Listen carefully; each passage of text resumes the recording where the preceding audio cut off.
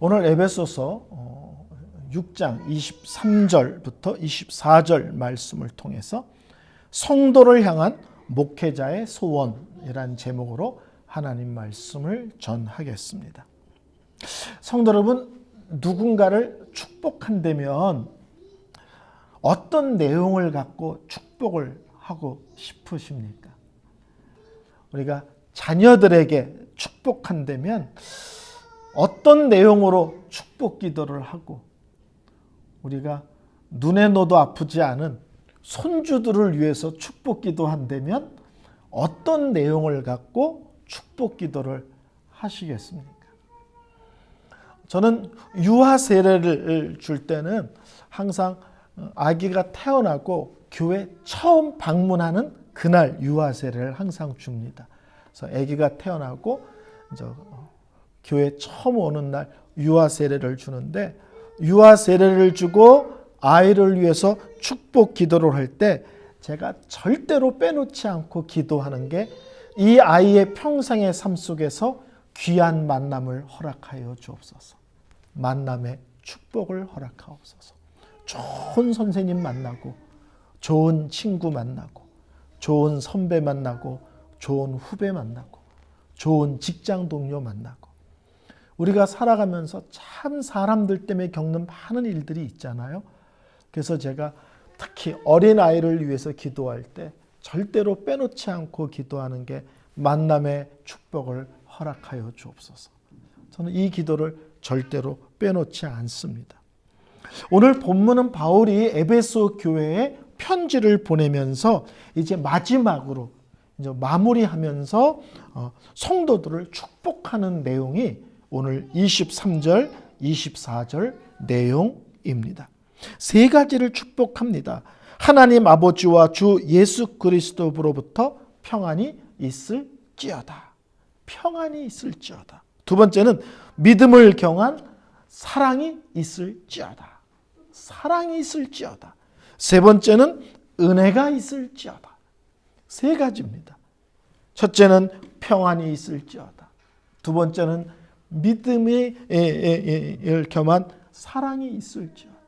세 번째는 은혜가 있을지어다. 여러분이 바울 서신을 읽으면 바울은 언제나 은혜와 평강이 항상 같이 움직입니다. 은혜를 얘기하면 꼭 평강을 얘기합니다.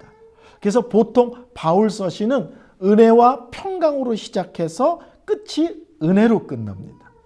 일반적으로. 근데 에베소서는 거기다가 풍성하게 은혜로 끝나지 않고 평강과 사랑을 더한 끝으로 끝납니다.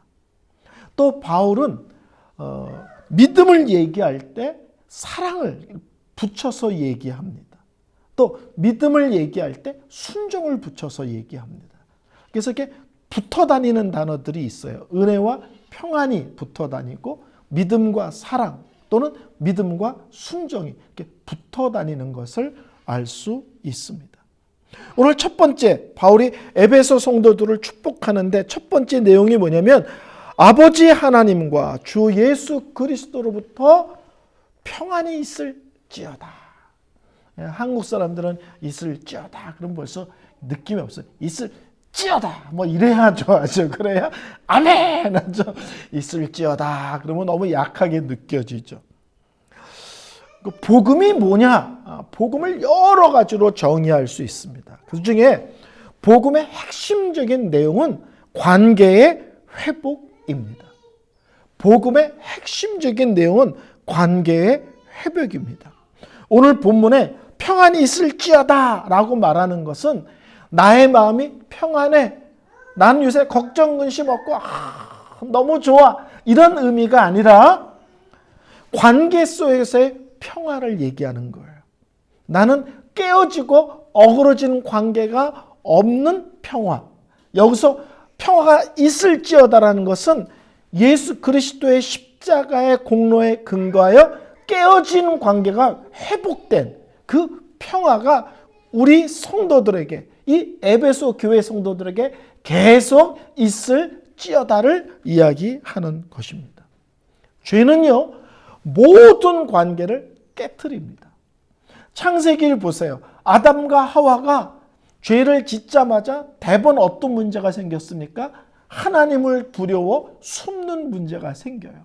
하나님과의 관계가 깨지는 거예요.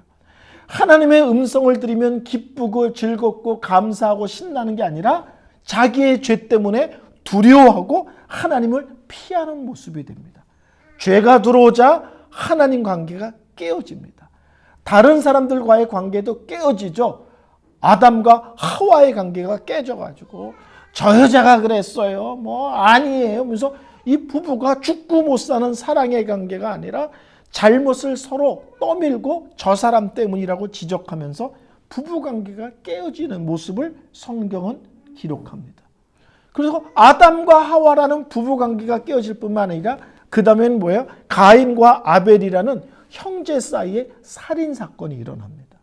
그래서 죄가 얼마나 구체적으로 사람 속에서 무섭게 관계를 깨트리며 그 내용이 얼마나 엄청난지를 창세기는 설명해 줍니다.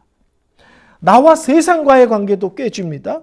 그렇죠? 그래서 세상을 보는 눈이 왜곡되고 뒤틀려지죠. 그리고 더 이상 세상은 사람들의 다스림을 받으려고 하지 않습니다. 그래서 우리 하나님이 얘기하시잖아요. 너희가 수고하고 땀 흘리고 노력하지만 엉뚱한 것들이 얽힐 것이다. 가시와 엉겅퀴가 얽히면서 너희가 원하는 대로 이 세상이 반응해 주지 않을 거다. 죄가 들어오면 세상과 나와의 관계도 뒤틀려 버립니다. 더 놀라운 것은, 더 놀랍다고 하긴 그렇지만 또 더 하나 얘기한다면 내가 나에 대한 관계도 깨져버립니다. 나를 하나님과 나 사이의 아름다운 관계 속에서 보지 않고 죄가 들어오면 내가 나도 왜곡되게 보기 시작합니다. 사람들 속에 그런 사람들이 있죠. 자기가 너무 마음에 안 드는 사람, 지나치게 마음에 안 드는 사람, 또 지나치게 열등의식에 시달리는 사람. 이 열등의식의 또 다른 면이 우월의식이거든요. 그래서 열등의식에서 우월의식이 나오는 거예요. 그래서 열등의식과 우월의식은 같은 뿌리 안에 있습니다. 다 자기에 대한 왜곡된 시각이죠.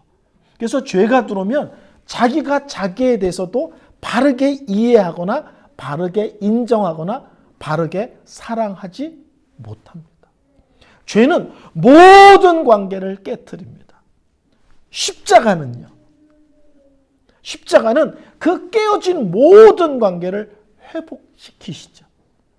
하나님과 나 사이의 깨어진 관계를 회복하여 예수 그리스도의 십자가의 은혜를 의지해 하나님을 아버지라고 부르고 망설임 없이 담대하게 은혜의 보좌 앞으로 달려나갈 수 있잖아요. 그렇죠? 무섭고 숨는 관계가 아니라 하나님께 아빠 그러면서 달려나갈 수 있는 관계로 회복시켜 주시죠. 예수를 만날 때 다른 사람들을 믿음의 눈으로 바라보기 시작합니다. 그래서 깨어진 관계가 회복되어집니다. 그래서 죄는 모든 관계를 깨트린다면 복음은 모든 깨어진 관계를 회복시키는 거예요. 근데 바울은 놀랍게도 에베소 성도들을 위해서 마무리 지며 축복하는데 첫 번째가 평화가 있을지어다 이거예요. 예수 그리스도의 십자가의 은혜로 하나님과 너희가 화평해졌지, 깨어진 관계가 회복되어졌지. 이 하나님과 회복된 관계가 시간이 지나면 지날수록 더 깊어지고 더 단단해질지어다 이거예요. 여러분, 자녀들을 키워보면 애들이 사고치고 오면 첫 번째 나타나는 게 뭐예요? 눈치부터 본다고요. 그렇죠? 그리고 아빠 오신다 그러면 아빠 그러고 뛰어나가야 되는데 아빠 오시는 시간이 되면 그냥 식은땀이 나고 무서워서 벌벌 떠는 거예요. 사고치면 혼나지 않을까? 벌 받지 않을까? 혹시 매 맞지 않을까? 관계가 깨어지면 그런 문제가 생기는 겁니다. 그래서 바울은 에베소 성도들이 하나님과 우리와의 관계가 예수 그리스도 안에서 회복되어 평화이지만 시간이 지나면 지날수록 그것이 더 깊어지게 하옵소서. 제가 좋아하는 표현을 하면 하나님과 나 사이에 막힘이 없게 하옵소서. 걸거치는 것이 없게 하여 주옵소서. 찬양을 하던 기도를 하던 말씀을 듣고 아멘을 하던 무엇을 하던 하나님 앞에 나아갈 때 걸거치는 것이 없게 하여 주옵소서. 더 하나 얘기한다면 에베소 교회 성도들에게 성도와 성도 사이에 하나님이 평화를 허락하셨는데 이 평화가 에베소 교회 성도들 속에 계속 머물게 하여 주옵소서. 에베소서를 보면 그리스도 안에서 막힌 담을 허셨다라는 말씀을 하죠. 거기서 막힌 담을 허셨다는 것은 하나님과 나 사이에 막힌 담을 허는 것이 아니고요. 이방인과 유대인 사이에 막힌 담을 허셨다는 거예요. 그래서 예수 앞에 나오면 남자냐 여자냐, 자유인이냐 노예냐, 어느 나라 사람이냐, 어느 지역 출신이냐, 어느 학교 출신이냐, 어느 언어를 쓰느냐, 피부가 뭐냐, 이런 것 따지지 않고 그리스도 안에서 우리는 하나님입니다. 가족입니다. 지체입니다. 같은 하나님의 백성입니다. 전혀 세상에서는 생각할 수 없는 회복된 모습, 회복된 공동체를 말씀하고 있습니다. 그래서 사도 바울이 교회 안에 다양한 사람들이 모였는데 성도가 성도를 향하여 항상 평화가 있게 하여 주옵소서입니다. 영적 성숙이 뭐냐? 여러 가지로 정의 내릴 수 있지만 그 중에 하나는 관계성입니다. 우린 저 사람이 성숙해, 영적인 어른이야. 그러면 되게 이렇게 생각해요. 기도 많이 해. 성경 지식이 많아. 아주 열심이야. 이렇게 설명하는데요. 그거 다 하는데도 관계성이 안 좋은 사람이 있습니다. 그렇죠? 예? 기도도 많이 해. 성경도 많이 읽어. 열심도 대단해. 근데요. 어떤 사람은 성가대 들어가면 성가대가 시끄럽고 여전도에 들어가면 여전도회가 시끄럽고 주일학교 교사 맡겨놓으면 주일학교가 시끄럽고 근데 어떤 사람은요 요새 성가대가 좀 문제가 좀 있는데 했더니 어떤 분이 새로 성가대 들어가는데 그분이 들어갔더니 성가대 분위기가 바뀌었어. 주일학교 교사로 들어갔더니 주일학교 교사가 분위기가 바뀌었어. 이걸 제가 아는 분 중에 젊은 부부인데 저한테 자기는 집에서 기도할 때 방언으로 기도한다고 그렇게 자랑을 해요. 근데 나중에 그 교회 성도 목사님한테 얘기를 들었더니 하여튼 저분이 교회에서 싸우지 않은 사람이 없대요. 목회자부터 저 밑에 어린 애들까지 하여튼 누구 한두 소리를 질러. 그래서 교회에서 누구든지 걸리면 가만 안 놔두는 사람으로 유명하대요. 우리는 방언한 되게 아니에요. 속지 마세요. 종교 행위가 성숙을 드러내지 않습니다. 삶의 모습이 성숙을 드러내는 거예요. 그 중에 하나가 관계성입니다. 오늘 사도 바울은 에베소 교회 성도들을 향하여 마지막으로 축복하는데 그리스도 안에서 하나님과 우리가 회복이 된 관계인데 이것이 더 깊어지게 하소서, 다 단단해지게 하소서. 다양한 사람들이 한 공동체 안에서 한 공동체로 가족을 이루게 사는데 이들 속에 항상 평화가 있게 하여 주옵소서. 성도들 개개인을 향하여 만들면 이런 평화를 힘쓰고 유지하는데 애쓰는 성도가 되게 하여 주옵소서입니다. 두 번째 축복하는 내용이 뭐냐면 믿음을 겸한 사랑이 있을지어다.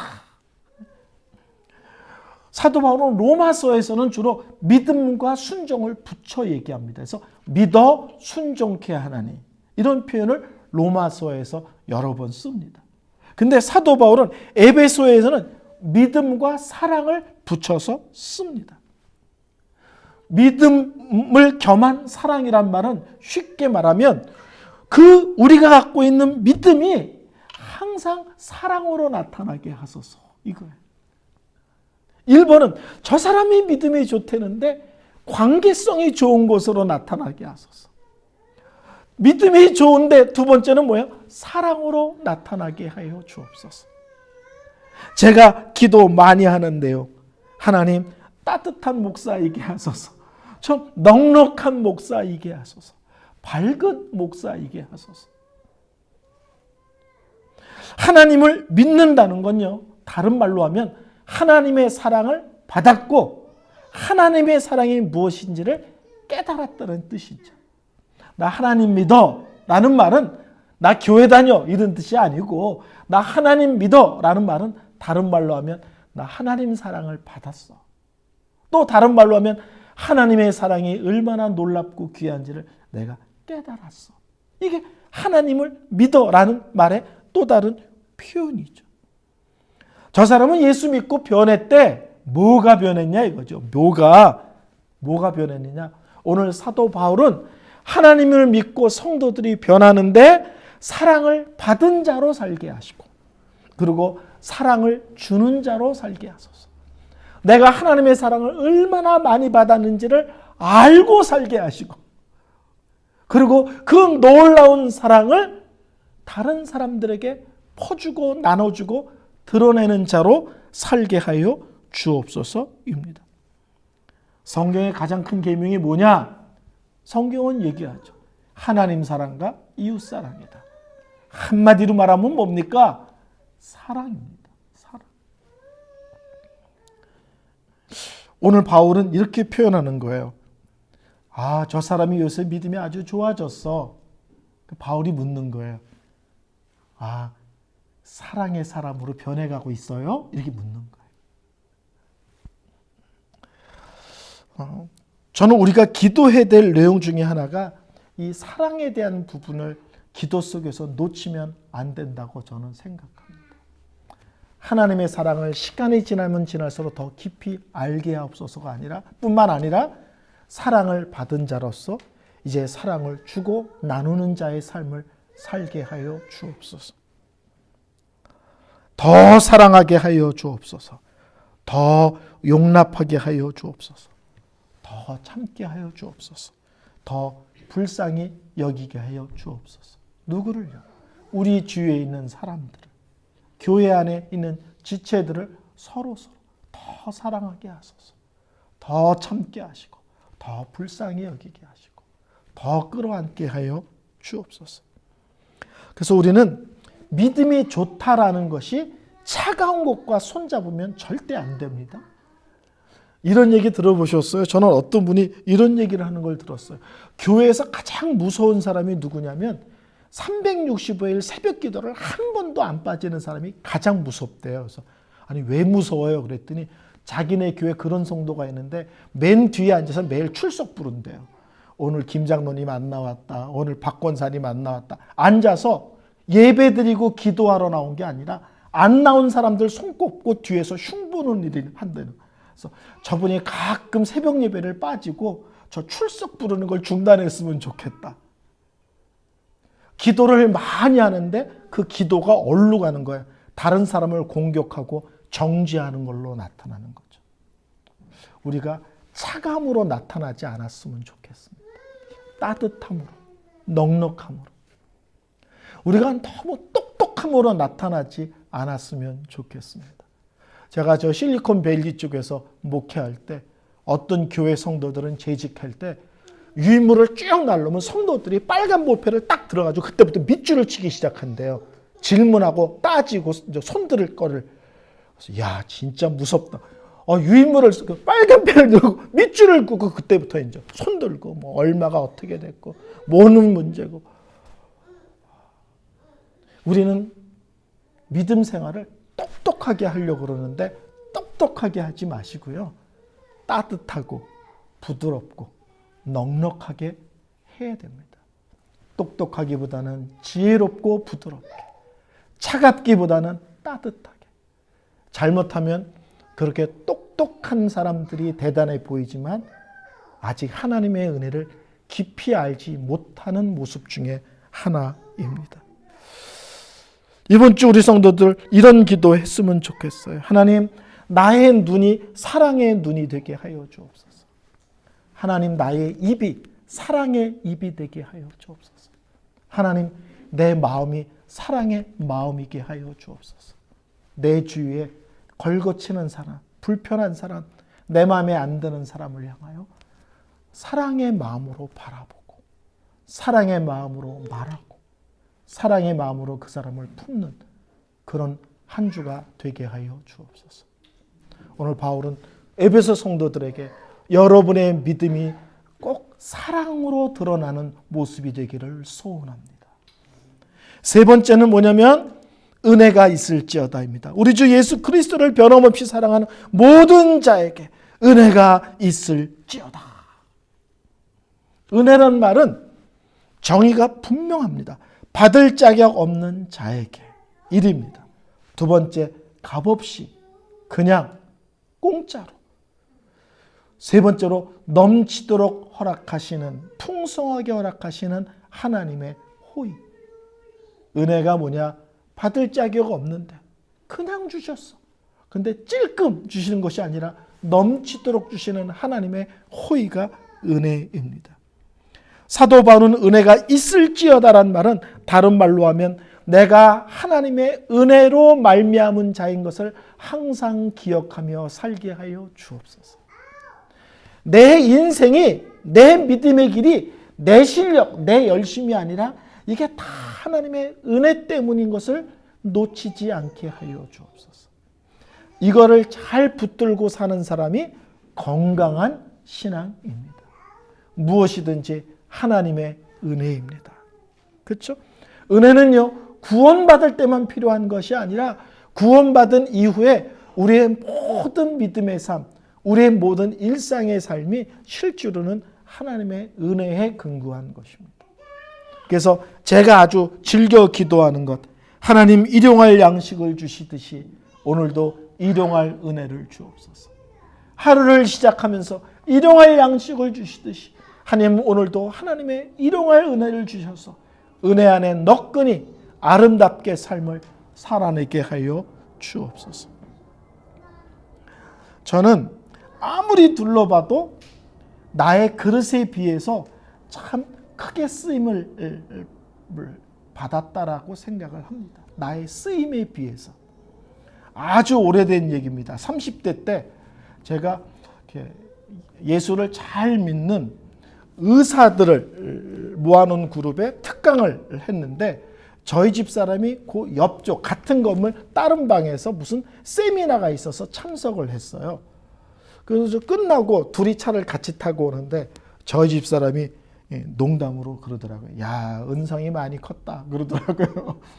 내 학교 성적으로 따지면 의사들을 100명, 200명 놓고 성적으로 따지면 무슨 강의를 하겠어요. 그 사람은 전교에서 따질 거고 저는 뭐 반에서도 뭐 중간 왔다 갔다 하고 놀았을 텐데. 그 사람들이 강의하러 온 강사입니다. 그런데 고등학교 몇 등 했어요? 라고 물어보면 강의 못 했을 거예요. 한 번은 어느 대학에서 개학을 하는데 기독교 동아리가 다 같이 모였는데 모여서 개강 예배를 드리는데 저를 강사로 불렀어요. 그래서 대학생들만 모였는 줄 알고 그냥 가서 턱 앉았더니 앞에 교수들이 세 줄인가를 가득 차서 앉았는 거예요. 그때부터 얼마나 떨리는지요. 난 유학도 안 갔다 왔는데 나는 박사도 아닌데 그때부터 별 생각이 다 나는 거예요. 그래서 속으로 하나님 이런 분위기에서 설교를 어떻게 해야 되나요? 그랬는데 제 마음에 모든 사람은 죄인이야. 예수 믿어야 된다고 설교해. 그래서 제가 준비한 설교를 바꿔서 올라가서 십자가 설교를 했어요. 돌아오면서 저 사람들이 당신 미국의 어느 대학 나왔습니까? 학위는 뭡니까? 물어봤으면 얼마나 웃겼을까요? 저는 나의 그릇과 댐댐에 비해서 너무 하나님이 크게 많이 쓰셨다라고 항상 생각합니다. 그걸 다른 말로 하면 은혜죠. 내가 나를 봐도 그 정도 그릇은 아닌 것 같은데 하나님이 너무 많이 귀하게 사용하여 주셨습니다. 그래서 저는 하나님의 은혜에 대한 제 원칙이 두 가지입니다. 지체하지 않는 순종. 지체하지 않는 순종. 하나님이 기뻐하신다. 하나님이 영광 받으신다. 하나님이 원하신다. 일체 계산하지 않고 지체도 하지 않고 아멘 이해하는 게 제 신앙의 원칙입니다. 또 하나는 과분한 은혜, 과도한 헌신. 나에게 과분한 은혜를 주셨으니 하나님과 관계에 대해서는 뭐든지 도에 지나치게 헌신하려고 노력한다. 무엇이든지 내가 할 수 있는 것보다 조금 더 한다. 뭐든지. 왜? 너무 크신 은혜를 주셨으니 하나님을 향해서는 적당히 하지 말자. 내가 감당할 수 있는 것보다 조금이라도 더 하는 모습. 과분한 은혜, 과도한 헌신. 이게 제 삶의 은혜에 대한 반응입니다. 오늘 바울이 에베소 교회를 향해 편지를 쓰면서 마무리 지을 때 이런 얘기 안 합니다. 에베소 성도들이 다 부자가 되기를 원합니다. 뭐 이렇게 하지 않아요. 꼬리가 아니라 머리가 되게 하여 주옵소서 이렇게 기도하지 않습니다. 마무리를 하면서 에베소 교회와 성도들을 축복하면서 평안이 있을지어다. 믿음을 겸한 사랑이 있을지어다. 그리고 항상 하나님의 은혜가 있고 그 은혜에 머무르는 교회와 성도가 될지어다. 이것은 목회자 바울이 성도들을 향한 기도요, 축복이요, 소원일 뿐만 아니라 잘 생각해 보면 우리가 기도 가운데 항상 붙들고 있어야 되고 우리 중심에 새겨야 될 믿음의 핵심 원리인 것을 알 수 있습니다. 오늘 에베소 설교를 마치면서 우리 성도들에게 이 세 가지 원리가 마음 중심에 잘 새겨지는 모습 되기를 소원합니다. 아멘.